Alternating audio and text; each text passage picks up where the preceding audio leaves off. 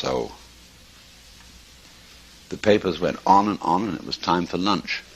And everybody was hungry and bored. So I said to the chairman, he called me to the platform. I said, how much time? Oh, he said, I don't know, let me make it 15 minutes. I said, okay. So I said to the group, now look, I know you're waiting for lunch, and this is not going to be another learned paper. It is going to be a few remarks off the cuff.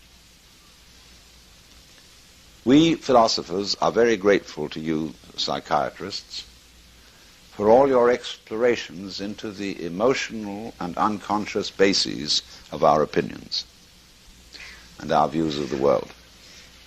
And this has been extremely informative and interesting.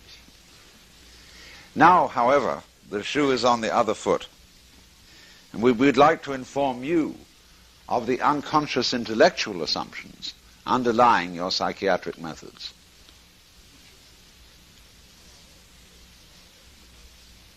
You are all, whether you know it or not, products of the world view of the 19th century. And your ideas of the functioning of the nervous system and of psychoanalytic process are based on Newtonian mechanics. Psychoanalysis is in effect psychohydraulics, because you talk about damming up things, you talk about repression, you talk about the flow of what do you call it? Free association, and you talk about unconscious mental mechanisms. So it is clear that you are still in a Newtonian psyche, and you haven't yet graduated to a quantum psyche.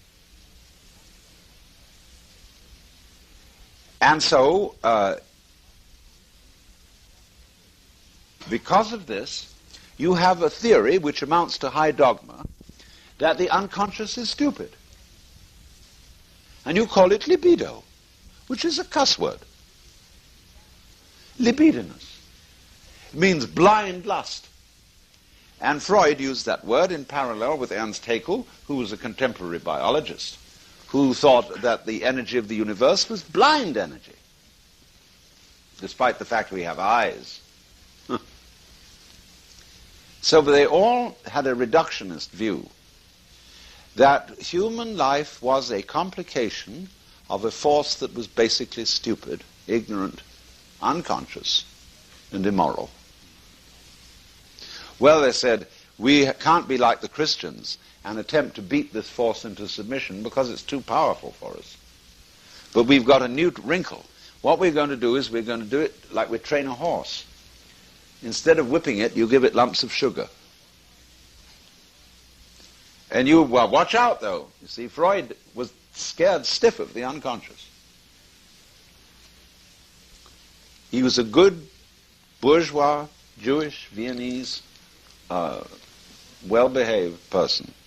Once upon a time, Freud and Jung went together to New York. And Jung was delighted to walk down Fifth Avenue and see so many beautiful women. And he turned to Freud and said, my goodness, how many beautiful women there are here. Why don't we somehow arrange and make a date for tonight? And Freud drew himself up and said, you forget, Herr Doctor, I'm a married man.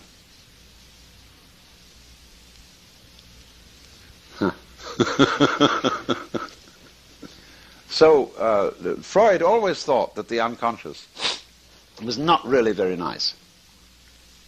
Now, he had a contemporary by the name of George Grodek. And George Grodek is very little known in this country. And Grodek gave Freud many of his basic ideas. He used slightly differently, where